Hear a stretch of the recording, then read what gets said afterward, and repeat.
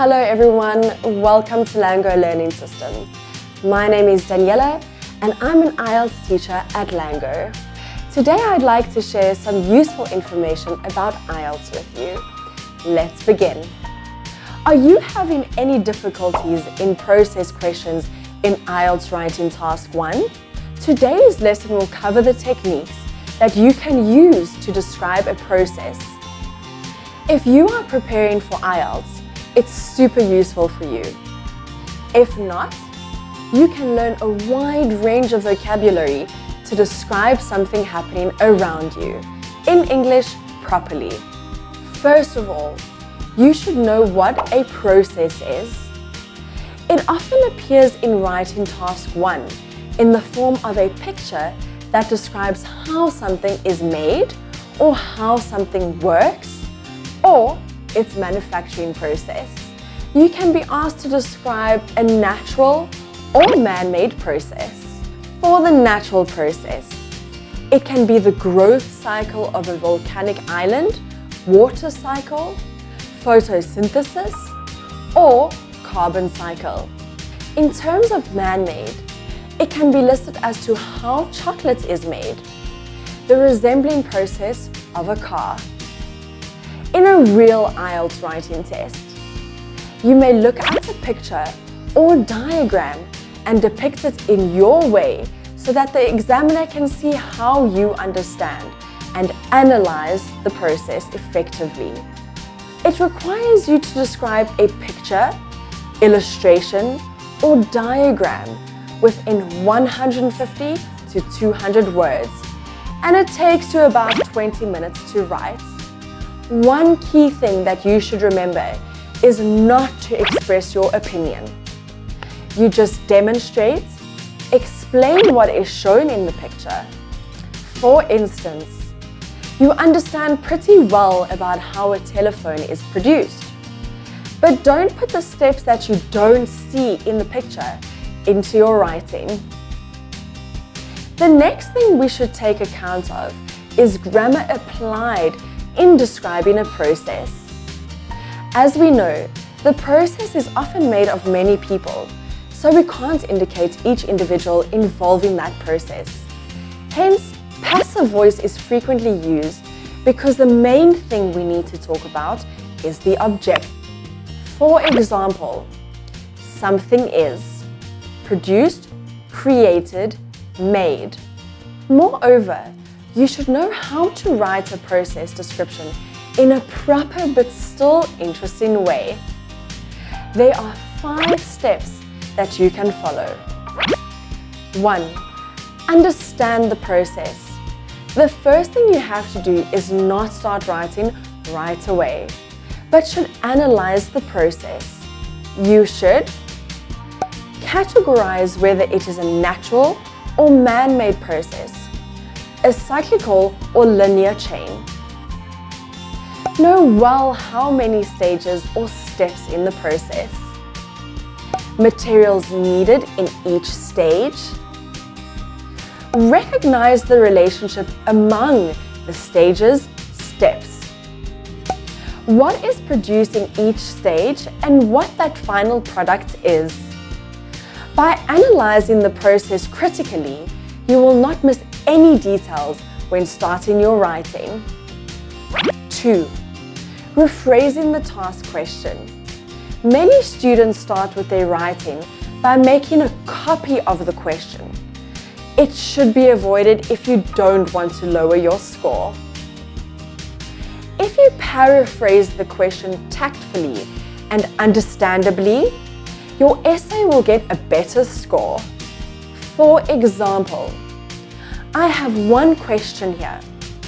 You should spend about 20 minutes on this task. The diagram illustrates the process that is used to manufacture bricks for the building industry. Summarize the information by selecting and reporting the main features and make a comparison where relevant. Write at least 150 words. To begin your writing, you can rewrite the question, but don't copy it. use your own words. For example, the illustration demonstrates how bricks are produced for the building field. As you can see, we have a new sentence, but its meaning stays the same. This is a time-efficient tactic that you should use to make a good introduction. 3. Making an overview of the process. An overview is an indispensable part of the essay because it provides the examiner with what is shown on the diagram generally. If you want to score higher in Task 1, you should know how to write an overview by asking yourself some following questions. How many steps are there? What is needed at the start and what is produced at last? If a cyclical or linear diagram, are there any materials needed? You are not asked to respond to all these questions in 1-2 overview sentences. It depends on what the diagram shows to us. In the example of making bricks, we can write an overview like, generally, making bricks requires 8 steps as shown in the illustration, starting with the digging up of clay and ending with the delivery. We've indicated the number of steps, the input material and the output product as well. 4. Describe each stage of the process. After giving an overview of the process, you need to describe each stage. What you have to state is, what has to be done in each stage? What is the product of each stage? Materials are put on, if any. The relationship with the previous or the following stages. To describe each stage and what happens in each, the signals showing the examiner the process are sequences. So stick to some following ones in your mind. Let's imagine you are making your omelette eggs. When you start describing the first step or the first thing in the making process, you should use first of all, or you can say the first stage is. For example, first of all, you have to break the eggs and pour the water, salt into a bowl and mix them until blended. For the step afterward, you can say next, then, after that. Next, put the non-stick pan on the stove and heat oil until hot. Then, pour the egg mixture above into the pan and gently push the cooked portions from the edges towards the center. Coming to the last step, you can use finally or in the final step to end the process. Finally, when the surface is thickened and there is no more liquid on that, you can fold it in half and slide it onto a plate. Now you can enjoy your breakfast meal. 5. Review your essay.